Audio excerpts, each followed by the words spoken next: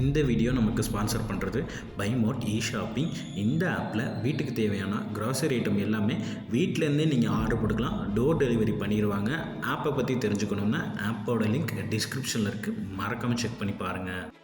தோல்வியை சந்திக்கிற எல்லாருமே தோல்விகளை தவிர்க்கிறதுக்கு நீங்க ஃபோக்கஸ் பண்ண வேண்டிய 3 விஷயங்கள். ஃபெயிலியர் அப்படிங்கிறது நம்ம வாழ்க்கையில நடந்திருக்கலாம், நடந்திருக்கும், நடக்கும். இதை எப்படி பெட்டரா அவாய்ட் பண்றது? உங்க வாழ்க்கையில இதுவரைக்கும் நீங்க பார்த்ததுலயே மிகப்பெரிய தோல்வி இதுதான் அப்படின்னு நான் உங்ககிட்ட ஒரு கேள்வி கேட்டா டக்குன்னு உங்க மைண்டுக்கு எது ஞாபகம் வரும்? இப்போ உங்க லைஃப்ல நடந்த ஒரு ஃபெயிலியர் ஈவெண்ட் ஞாபகம் வந்திருக்கும். அதை அப்படியே மனசுல வச்சுட்டு நான் சொல்ல போற அந்த 3 விஷயத்தோட 3 கேள்விகளோட பொருத்தி பாருங்க. ரெடியா? முதலாவது கேள்வி, அந்த தோல்வி எப்படி நடந்தது? நான் இந்தந்த விஷயங்கள் எல்லாம் கவனிச்சிருக்கணும், அந்தந்த விஷயங்களை நான் கவனிக்காம கேர்லெஸ்ஸா விட்டுட்டேன், அதனால அந்த ஃபெயிலியர் வந்துச்சு. நான் போட்ட பிளான் எல்லாமே கரெக்ட் தான், ஆனா இந்த ஒரு விஷயத்தை நான் கவனிக்காம விட்டுட்டேன், அதனால தான் இந்த தோல்வி வந்துச்சு அப்படிங்கிற மாதிரி ஏதாவது ஒரு சில காரணங்கள் உங்களுக்கு பதில்களாக கிடைக்கும். வேணும்னா இந்த வீடியோவை பாஸ் பண்ணிட்டு திங்க் பண்ணிட்டு அந்த பதிலை கண்டுபிடிச்சிட்டு அதுக்கப்புறம் நீங்க வீடியோவை தொடர்ச்சியா ப்ளே பண்ணலாம். இப்போ 2வது கேள்வி, எதனால இந்த தோல்வி ஏற்பட்டது? ஒரு விஷயத்த சரியா செஞ்சிருக்கணுங்க,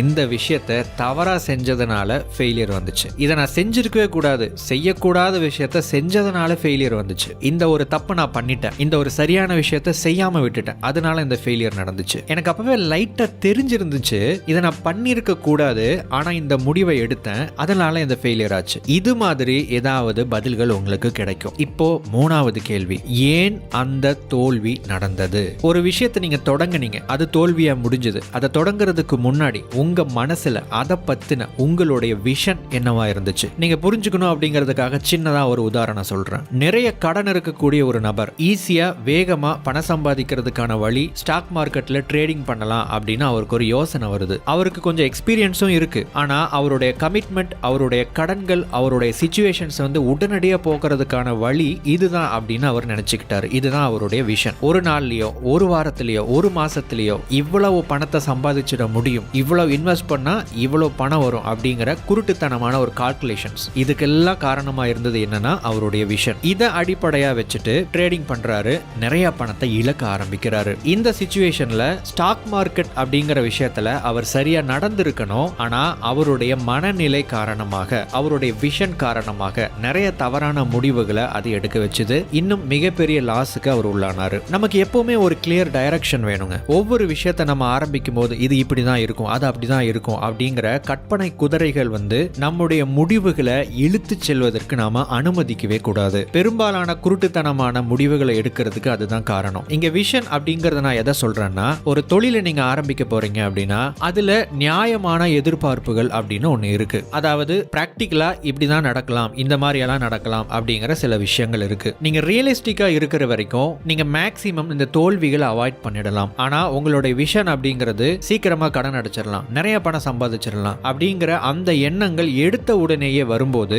நீங்க ஃபோக்கஸ் பண்ற விஷயங்கள் பணம், கடன் அடைக்கிறது அப்படின்னு வரும்போது நீங்க அந்த இடத்துல செய்ய வேண்டிய சில விஷயங்களை செய்ய மாட்டீங்க, செய்யக்கூடாத விஷயங்களை செய்வீங்க. அதுக்கு பதிலா நாம தொழில ஆரம்பிக்க போறோம், முதல் ஒரு வருஷம் அப்படிங்கறது சர்வைவல் பீரியடா இருக்க போகுது. இதை சமாளிக்கிறதுக்கு நம்ம பேக் எண்ட்ல ஏதாவது ஒர்க் பண்ணணும், முதல்ல சேல்ஸை இன்க்ரீஸ் பண்ணணும், கஸ்டமர்ஸை நல்லா ஹேண்டில் பண்ணணும் அப்படிங்கிற மாதிரி தேவையான விஷயங்கள்ல மட்டுமே, அதாவது அந்த தொழில மட்டுமே நீங்க ஃபோக்கஸ் பண்ணும்போது அது வளரும். அது வளர்ந்ததுக்கு அப்புறம் நீங்க எதிர்பார்த்த விஷயங்கள் எல்லாம் உங்களுக்கு கிடைக்கும். இப்போ நீங்க ஃபெயிலியர் அவாய்ட் பண்ணணும் அப்படின்னா நான் சொன்ன இந்த 3 விஷயத்தை ரிவர்ஸ்ல இருந்து அப்ரோச் பண்ணணும். முதலாவது, உங்களுடைய விஷனை நீங்க சரி பண்ணணும். நீங்க ஒவ்வொரு விஷயத்தை ஆரம்பிக்கிறதுக்கு முன்னாடி அதுல நீங்க ரொம்ப ரியலிஸ்டிக்கா இருக்கீங்களா, உங்களுடைய எதிர்பார்ப்புகள் ரியலிஸ்டிக்கா இருக்கா, நீங்க எதை நோக்கி போறீங்களோ அந்த விஷயம் பிராக்டிக்கலா அதோட பாசிட்டிவ் அண்ட் நெகட்டிவ் சைடை ஃபோக்கஸ் பண்ணி போறீங்களா அப்படிங்கிறது ரொம்ப முக்கியம். அதுக்கப்புறம் இதை பண்ணிட்டீங்க அப்படின்னா நீங்க எதை செய்யணும் எதை செய்யக்கூடாது அப்படிங்கிறது உங்களுக்கு தெரிஞ்சிடும். அதுக்கப்புறம் எப்படி ஒரு விஷயத்தை செய்யணும், எப்படி ஒரு விஷயத்தை செய்யக்கூடாது அப்படிங்கிற